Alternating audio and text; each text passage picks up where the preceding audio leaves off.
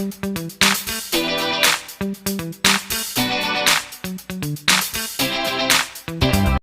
my dear student.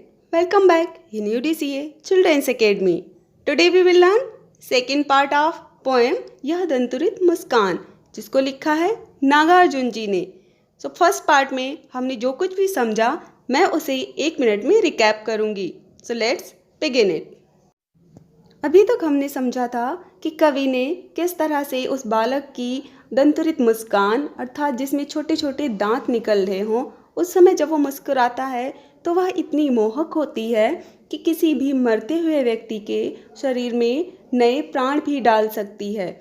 यह मुस्कान इतनी ज़्यादा प्रभावशाली है कि पाषाण हृदय व्यक्ति अर्थात किसी पत्थर जैसे हृदय वाले व्यक्ति के हृदय में भी भावनाएं जगा सकती है, उसके मन में प्रेम की लहर उत्पन्न कर सकती है. कवि को वो छोटा सा बालक जिसके धूल से सने हुए अंग देखता है, वो उसे किसी कमल के समान लगता है और वो कहता है कि ये कमल जो है तालाब छोड़कर अब उसकी झोपड़ी में खिल रहा है. तो इस तरह से कवि अनेक प्रकार के प्रतीकों से उस बालक की मुस्कान का वर्णन करता है और उसको कितना प्रभावशाली और मोहक बताता है. आगे इसी में ये भी कहता है कि उसकी माँ ही एक माध्यम थी जिसके कारण उसने इस बालक के सौंदर्य को जाना है, वह उसे देख पाया है. अथवा वो तो गृहस्थ आश्रम से ऊब चुका था, वो तो अपने परिवार को छोड़कर कहीं दूर बस गया था, किंतु अब वो उस मुस्कान के रूप और उसके सौंदर्य को देखकर वापस अपने घर आ जाना चाहता है. Okay, now will start this part. क्या हुआ यदि हो सके परिचित न पहली बार, यदि तुम्हारी माँ न माध्यम बनी होती आज. मैं न सकता देख, मैं न पाता जान, तुम्हारी यह दंतुरित मुस्कान. कवि कहता है कि मैं जो तुमसे मिल पाया हूँ, तुम्हारे सौंदर्य इस मधुर मुस्कान को देख पाया हूँ, तो ये सब तुम्हारी माँ के कारण ही संभव हुआ है. क्योंकि जब कोई भी व्यक्ति जन्म लेता है तो उसके संसार में आने का कारण उसकी माँ ही बनती है. ठीक वैसे ही उस बालक के संसार में आने का माध्यम उसकी माँ है और उस माँ के कारण ही उस बालक को के रूप और सौंदर्य का जो अनुभव है वो कवि कर पा रहा है. इसीलिए वो उसकी माँ के प्रति भी आभारी है और वो इसकी ये दंतुरित मुस्कान देख पाया, ऐसा वह कवि कहता है. धन्य तुम माँ भी तुम्हारी धन्य, चिर प्रवासी मैं इतर मैं अन्य. आगे कवि कहता है कि तुम्हारी माँ धन्य है अर्थात वो बहुत ही भाग्यशाली है और तुम भी भाग्यशाली हो क्योंकि तुम दोनों एक दूसरे के रूप सौंदर्य को अनुभव कर सकते हो. तुम्हारी माँ का तुम्हें स्नेह और दुलार मिला, इसलिए तुम धन्य हो और तुम्हारी ये मधुर निश्चल निष्कपट मुस्कान देखने का सौभाग्य उसे मिला, इसलिए तुम्हारी माँ भी धन्य है. किंतु मैं इन सब से दूर रहा, इतर मतलब भिन्न रहा, इससे अलग रहा. मैं तुम्हारे इस अद्भुत रूप और मुस्कान को अब तक नहीं देख सका, इसलिए मैं उन सब से भिन्न रहा. मैं उतना भाग्यशाली नहीं हूँ और मैं तुम्हारे लिए एक अपरिचित हूँ क्योंकि तुमने अभी तक मुझे जाना नहीं है.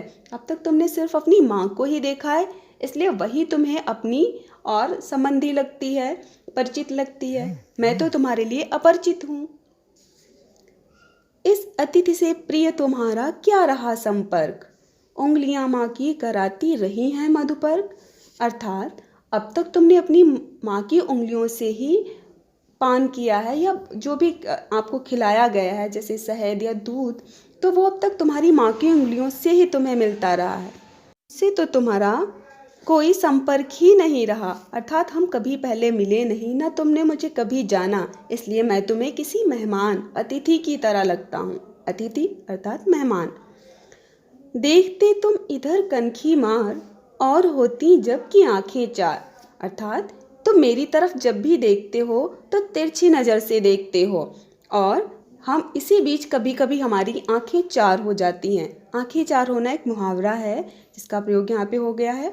तो और कभी कभी हमारी नज़रें मिल जाती हैं, इसका अर्थ होता है कि नज़रें मिलना या एक दूसरे की तरफ देखना. तब तुम्हारी दंतुरित मुस्कान मुझे लगती बड़ी ही छविमान.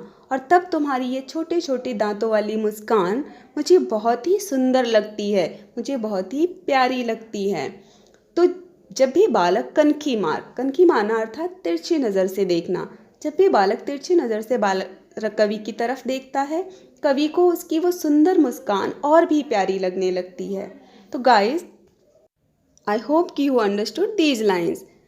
इस कविता में कवि बालक के बाल रूप, उसकी मुस्कान और उसके सौंदर्य का वर्णन करता है कि एक बालक की मुस्कान कैसी होती है, निश्चल होती है, निष्कपट होती है और स्वार्थहीन होती है। जबकि एक बड़ा या वयस्क व्यक्ति जब भी मुस्कुराता है तो वो किसी स्वार्थ या किसी कारण से मुस्कुराता है। उसमें छल भी हो सकता है, कपट भी हो सकता है और एक उद्देश्य पूर्ति के बाद वो मुस्कान गायब हो जाती है। किंतु बालक हमेशा बिना कारण किसी को भी देखकर मुस्कुरा सकता है। तो ये मुस्कान जो है हमारे जीवन में एक नए प्राण फूंक देती है, हमारे लिए एक नई उम्मीद, एक नई आस हमारे लिए उत्पन्न कर देती है कि हमारे मन में आनंद भी भरती है। तो एक बालक बिना किसी स्वार्थ के, बिना किसी इच्छा के हमारे मन में आनंद और उत्साह की लहर भर देता है। तो इस तरह से कवि इस कविता को संपूर्ण करता है। Now there are some lines, some word meanings on the slide, some important facts about the poem and question answers for the homework. So I hope you understood. Now complete your work. Okay, be happy, be healthy. Thank you. Have a good day.